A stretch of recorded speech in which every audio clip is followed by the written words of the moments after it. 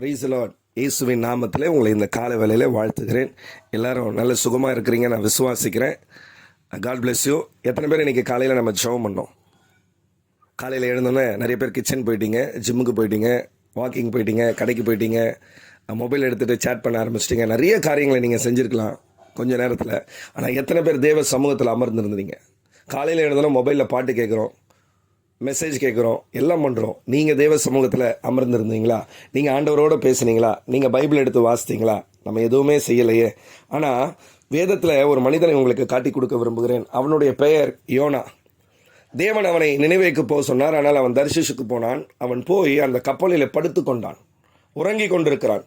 தனக்கு இருந்த பொறுப்பை, தான் செய்ய வேண்டிய காரியங்களை மறந்து அவன் உறங்கி கொண்டிருந்தான். அந்த நிமித்தமாக ஒரு போராட்டம் வந்தது. கர்த்தர் ஒரு மீனுக்கு கட்டளையிட்டார். அந்த மீன் அவனை விழுங்கிற்று என்று வேதம் சொல்கிறது. கவனிங்க, ஒரு மீனை வாங்கி அரை மணி நேரம் நீங்கள் வெளியில் வச்சிங்கன்னா அதனுடைய நாற்றம் அந்த வீடு முழுவதுமாய் பரவிவிடும்.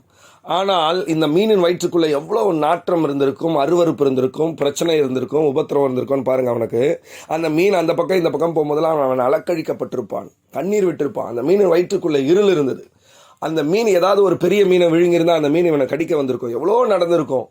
ஆனால் அந்த பிரச்சனையின் நடுவில் அவன் ஆண்டவரை நோக்கி பார்க்கிறான். அவன் ஆண்டவரை நோக்கி ஜெபம் பண்ணுறான். ஆண்டவரே என்னை காப்பாற்றுங்க என்று சொல்லி ஜெபம் பண்ணுறான்.